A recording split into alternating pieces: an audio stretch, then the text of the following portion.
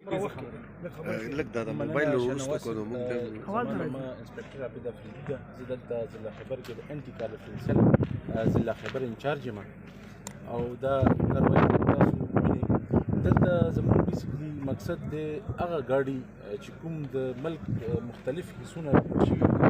او سلبه شوي سرکارشده ګاډي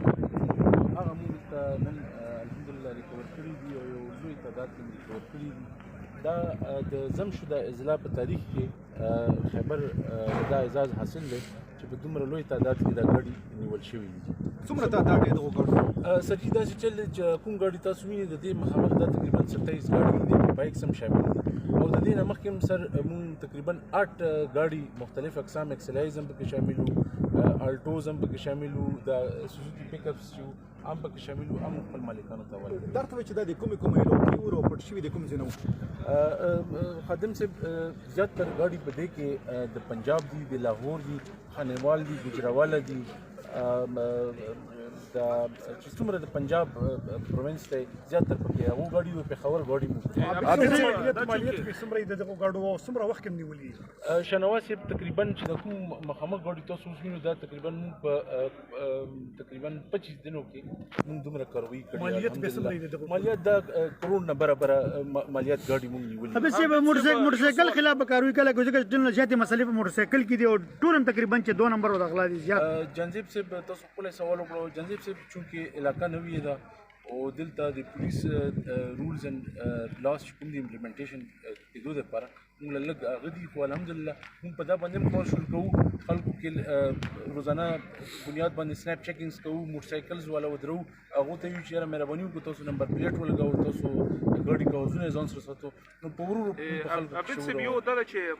دغه چونکې مرج ډسټرکټ ته د خلکو تربیت هم مسلې دغه چیلنجز څومره کار دی دغه تاسو چې کوم شعبه ده د ګاډیو دغه لکه څومره چیلنجز؟ اسلام صاحب الحمدلله موږ خیبر خلک ښه پوه خلک دي تعلیم یافته خلک دي او ځینو خلکو له داسې مطلب موږ ګاډي نیولي چې هغو ته پته هم نه وي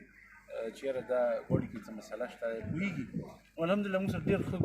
کوارډینیشن دی خیبر خلک هغه بوړا ده هغه جام دی هغه لوړګی دی هغه ملکپوری دی هغه شلمان دی موږ سره کوارډینیشن کوي. اخري یو سوال کوم چې درته وایي چې کله کې داسې ګاډي کوم شته چې هغه مطلب د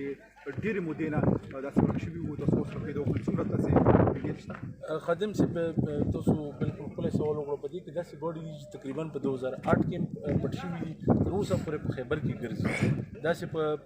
2016 کې په 2013 کې راپټ شوي دي دا یو وسیع لاین دی تاسو وینو په دا کې هر قسمه ګاډي موجود دي دا څوک په 2012 کې څوک 2013 کې څوک 2020 کې ایون کې یو ګاډی دی تقریبا دلته ولاړ دی یو میاشت مخکې ریکور شوی دی یو میاشت مخکې په اف آی آر شوی دی او الحمدلله موږ سره داسې اپلیکیشنز دي چې موږ اچیسس نمبر او هغه رجسټریشن نمبر ورکړو موږ له مخې سره هغه پته ولګي چې یاره دا ګاډی سسپیکټ دی نو هغه بیا موږ اکارډینګ ټو د لا ودرو.